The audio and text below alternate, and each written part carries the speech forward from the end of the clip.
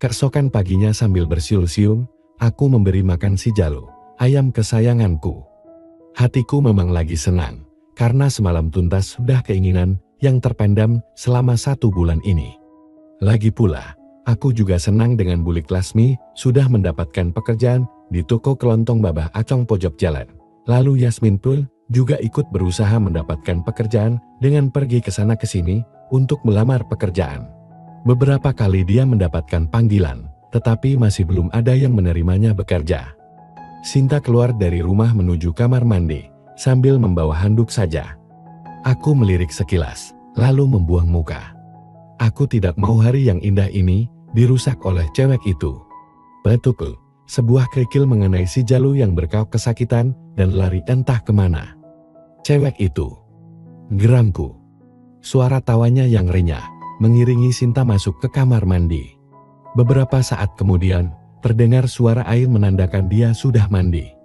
Dengan perasaan masih kesal, aku mencari Jalu sambil memanggil namanya berulang kali, kasihan si Jalu. Ketika aku kembali ke belakang rumah, terdengar suara nyanyian di kamar mandi. Sinta menyanyi. Tak kupedulikan, walaupun mau tidak mau, kuakui suaranya memang bagus. Aku membersihkan kandang si Jalu. Lalu setelah itu menjemur pakaianku yang sudah kucuci tadi pagi.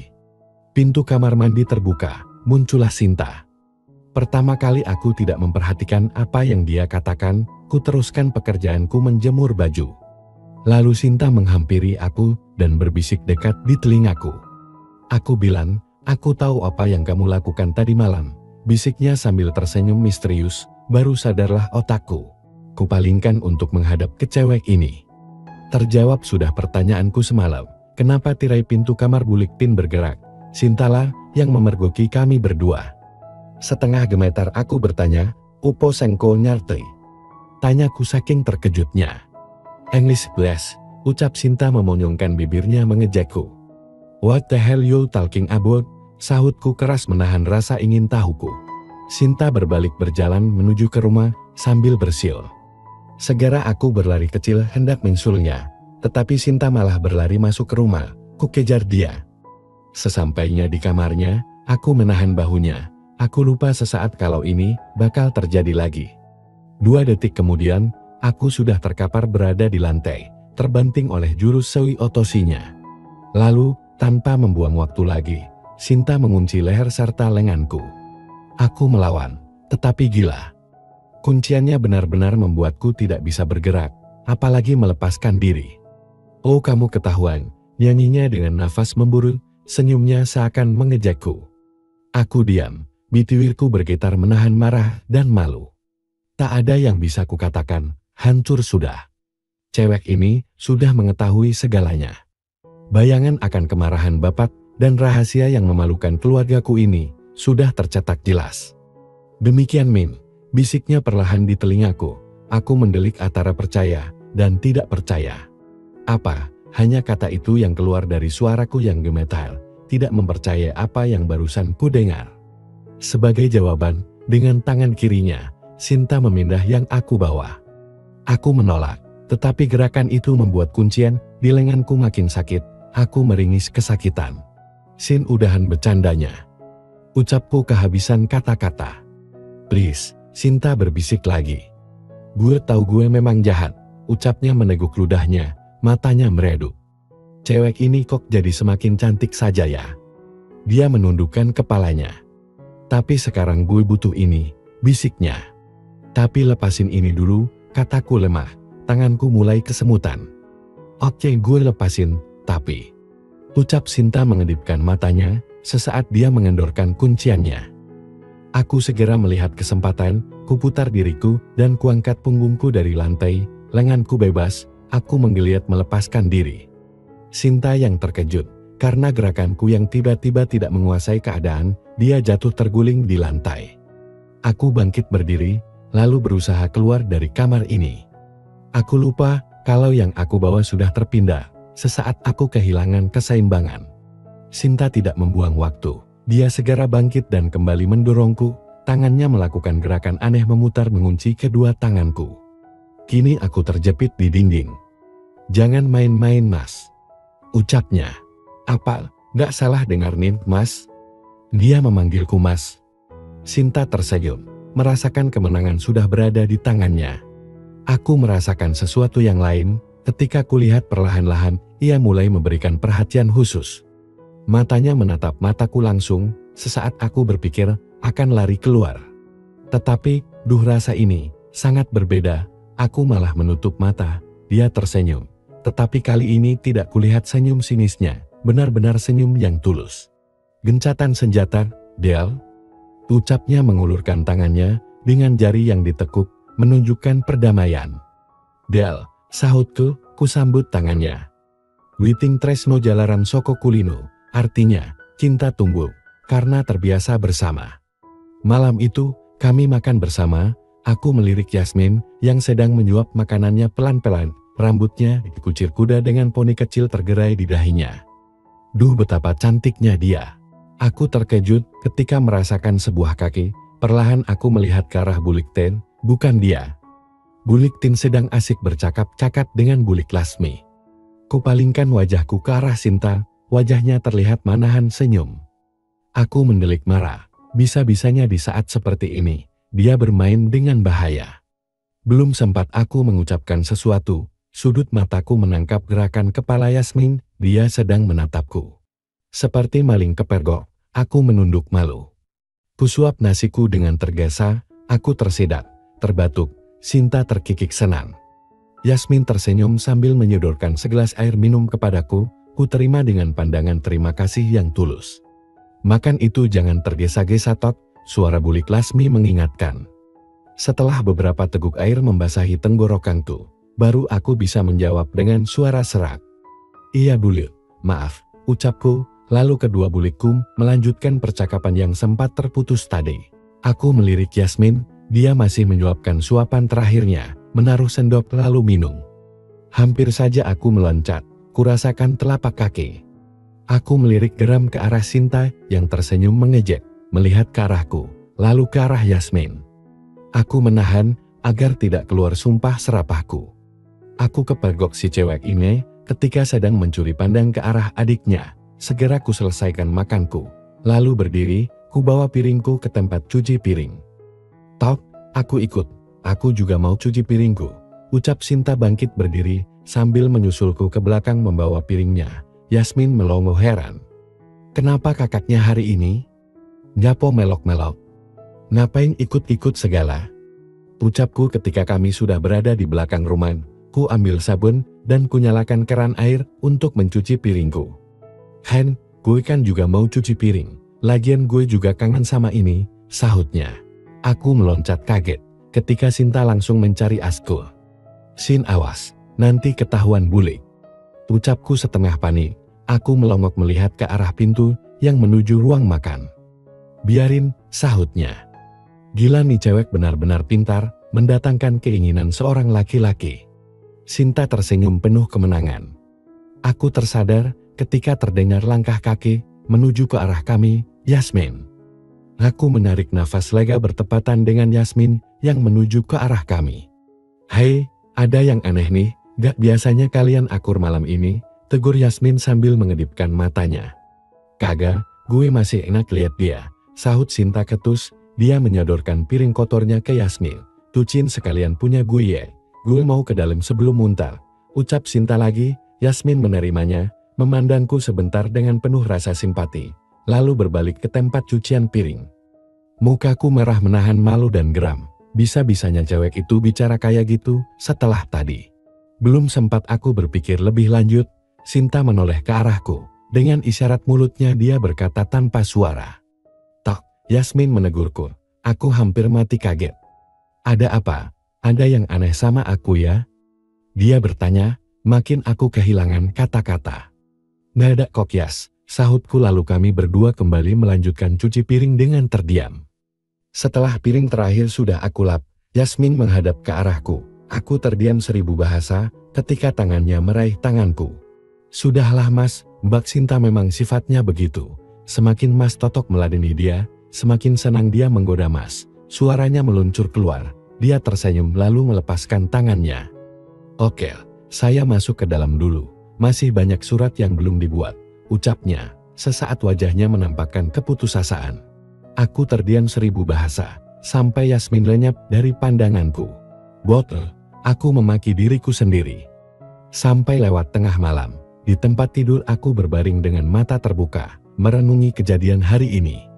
Sinta, mungkinkah benar apa yang dikatakannya tadi? Apakah aku memikirkan Yasmin ketika aku dilanda keinginan, sedang demikian berada di dalam genggamannya? Ah, tidak. Aku tidak bisa membandingkan Yasmin dengan Sinta itu. Tidak pantas. Yasmin berbeda. Dia sangat lembut, selalu baik kepadaku, dan penuh perhatian. Dia adalah malaikat. Dia adalah, tunggu dulu. Wow, kenapa aku sampai memikirkan begitu?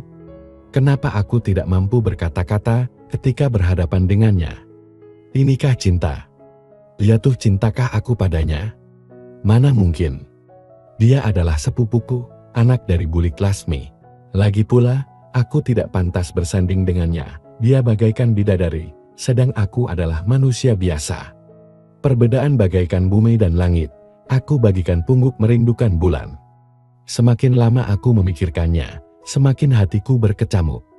SST, aku memalingkan mukaku, bingung. Kugejap-kejapkan mata untuk melihat ke arah pintu kamar. Dalam keremangan tampak sebuah kepala muncul di antara tirai kamar, cewek itu lagi. Aku langsung mengenalinya dari senyumnya. Tangannya memberi isyarat agar aku diam dan menghampirinya. Ada apa lagi? Apa maunya dia? Perlahan aku bangkit dari tempat tidur, supaya tidak membangunkan Bulik Tin. Aku terseok sebentar ketika mengambil sendal jepitku, kupalingkan mukaku ke arah pintu. Makin jelas wajah cantik yang berambut panjang itu sedang tersenyum. Kuhampiri dia dengan setengah kesal. Ada apa lagi? Bisikku penuh tanda tanya.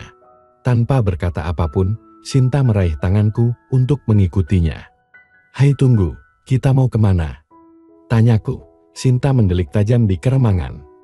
Lo mau semua bangun? Dim dan ikutin gue. Dia menarik tanganku lagi menuju ke belakang. Perlahan sekali dia membuka kunci pintu belakang, lalu menuju keluar. Angin dingin langsung menerpa kami berdua. Cahaya bulan purnama bersinar dengan indahnya. Astaga naga. Baru aku memperhatikan, Sinta sudah dalam suasana kurang benar.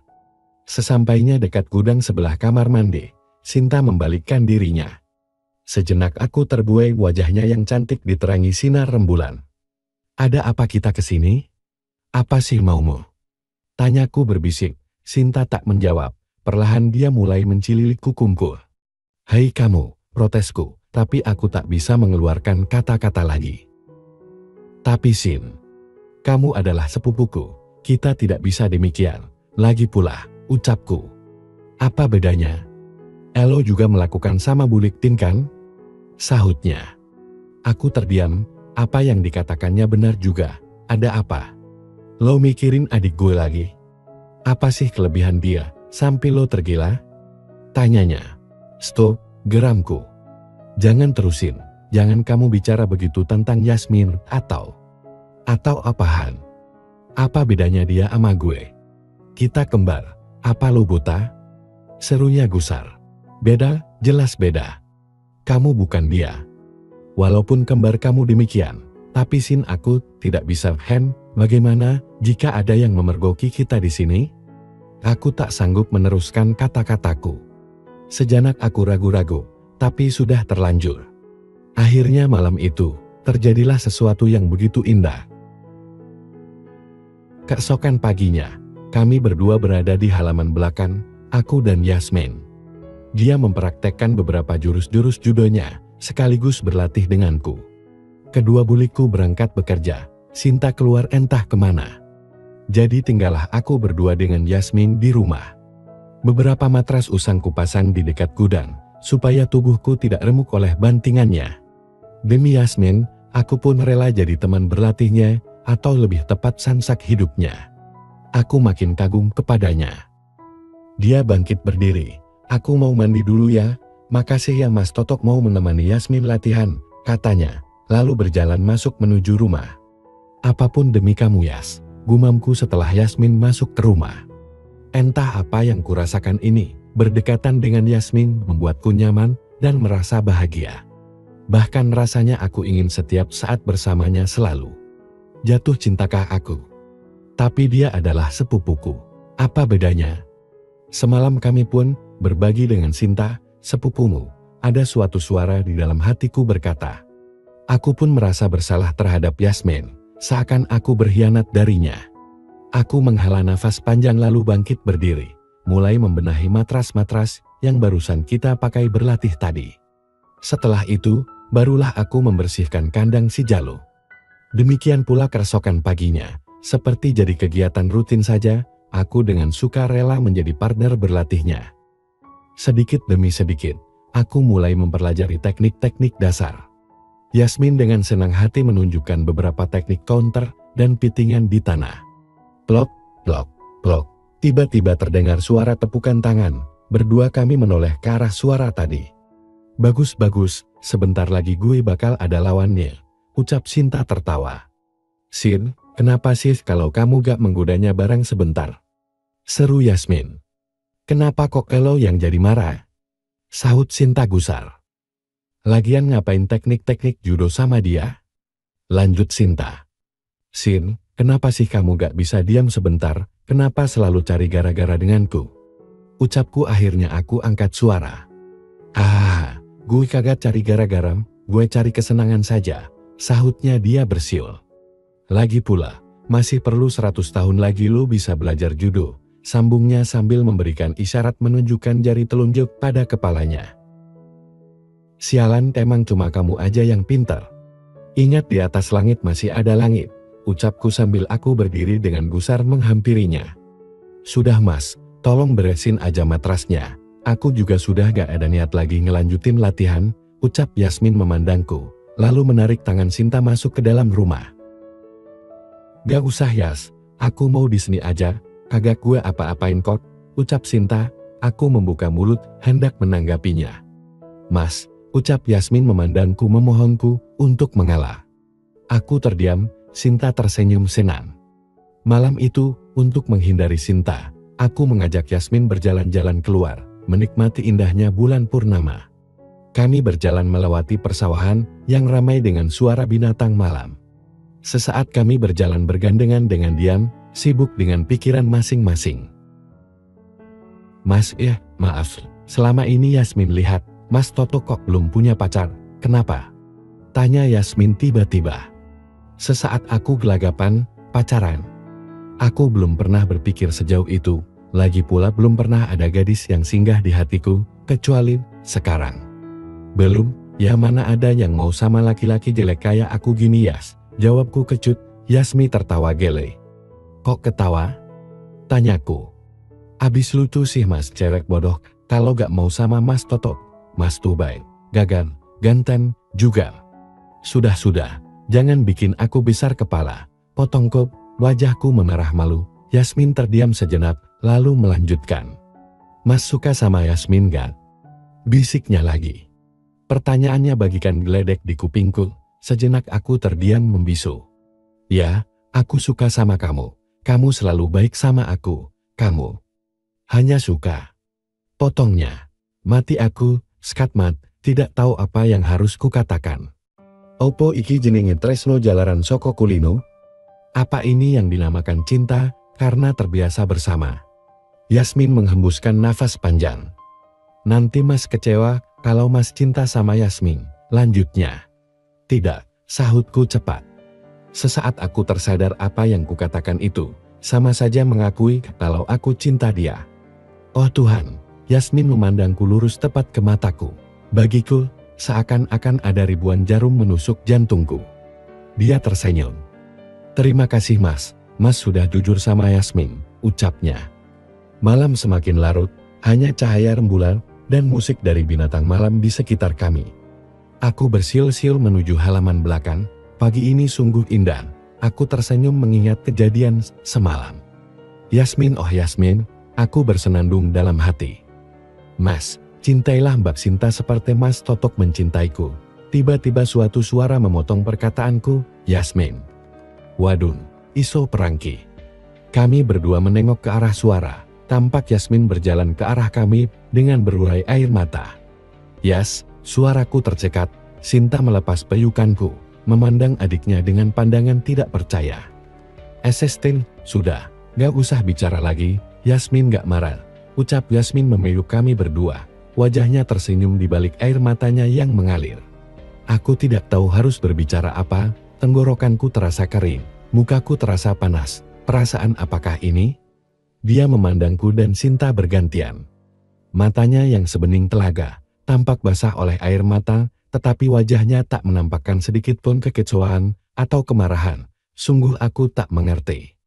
Mas, Yasmin mohon, biarkan Mbak Sinta bisa mencintai Mas. Seperti Yasmin mencintai Mas, dan sebaliknya, cintailah Mbak Sinta seperti Mas mencintai Yasmin, bisiknya lirih.